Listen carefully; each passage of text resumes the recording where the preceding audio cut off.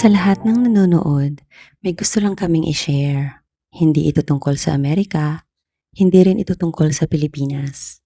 Kasi habang pinag-uusapan namin ang journey namin itong mga nakaraang taon, may isang bagay kaming parehong na-realize.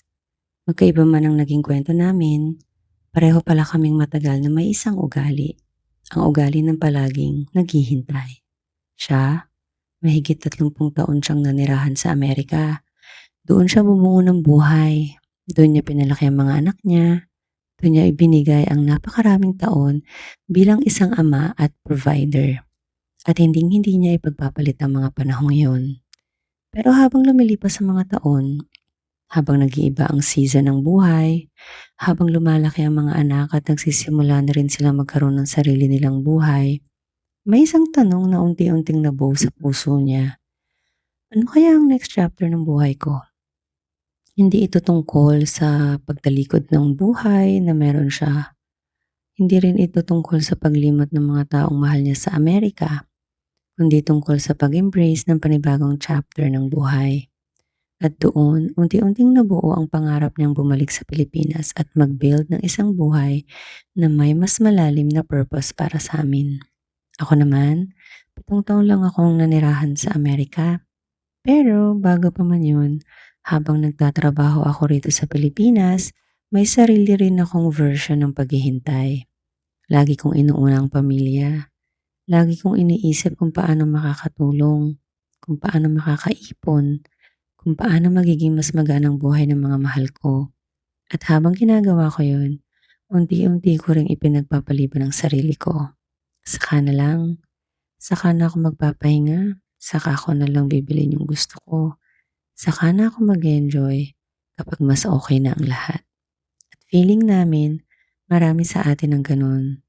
Hindi mahalaga kung nasa Amerika ka, nasa Middle East, nasa Europe, o nandito ka man mismo sa Pilipinas. Kapag mahal mo ang pamilya mo, madalas, ikaw ang unang nagsasakripisyo. At wala namang mali dun. Normal lang yun. Kasama talaga sa pagmamahal ang sakripisyo. Pero minsan, sa sobrang tagal nating nagsasakripisyo, nakakalimutan na nating mabuhay. Unti-unti, nasasanay tayong sabihin, konti na lang makakaipon din. Konti na lang matatapos din ang kontrata. Konti na lang magiging okay din ang lahat. At habang paulit-ulit nating sinasabi ang konti na lang, tahimik ding lumilipas ang panahon. Hindi humihinto ang oras.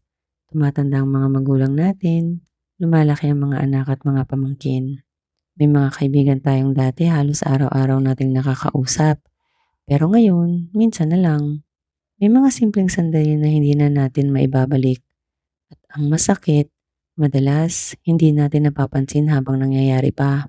Napapansin na lang natin kapag lumipas na. Nung bumalik kami rito sa Pilipinas, akala namin ang pinakamalaking pagbabago ay ang lugar. Pero hindi pala. Ang pinakamalaking pagbabago ay kung paano namin tiningnan ang buhay. Hindi naman nawala ang mga problema. Hanggang ngayon, meron pa rin.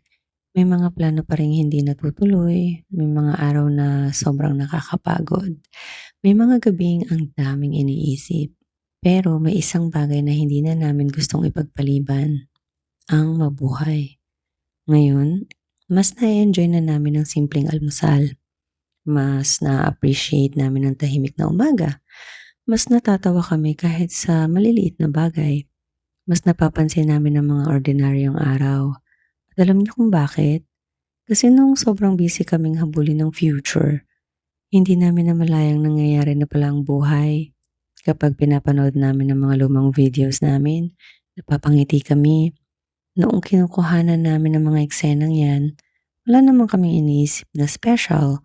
Ordinaryong araw lang, ordinaryong trabaho, simpleng kwentuhan. Pero ngayon, sila pala ang mga alaalang pinakagusto naming balikan. Siguro, ganun talaga ang buhay. Habang nangyayari, parang ordinaryo lang. Pero paglipas ng panahon, dun mo realize kung gaano pala sila kahalaga. Kaya sa lahat ng kababayan naming nasa ibang bansa, alam naming hindi madaling lumayo sa pamilya. Alam naming may mga gabing gusto mo nang umuwi pero hindi pa pwede. at alam naming lahat ng ginagawa mo ay ginagawa mo dahil mahal mo ang pamilya mo at saludo kami sa inyo.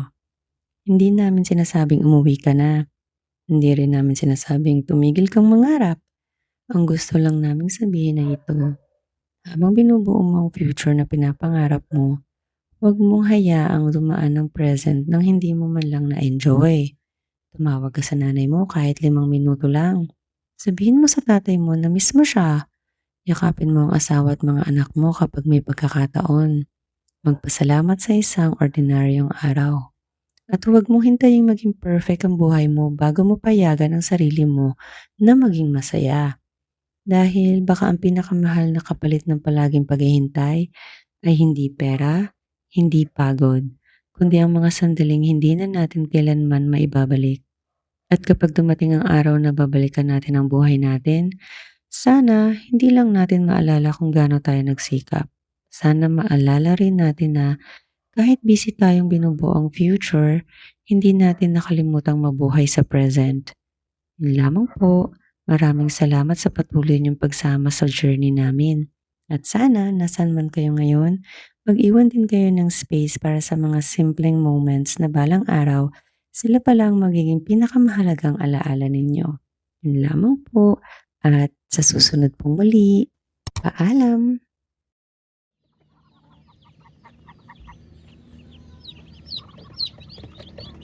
Bumili ako ng 20 na Rhode Island Red na chicken. Susubukan ko itong padamihin. Kasi nung nasa Amerika ako, nag-alaga na rin ako nito. Mga 15 sila. Halos araw-araw ito nangingitlog eh. Kaya magandang alagaan.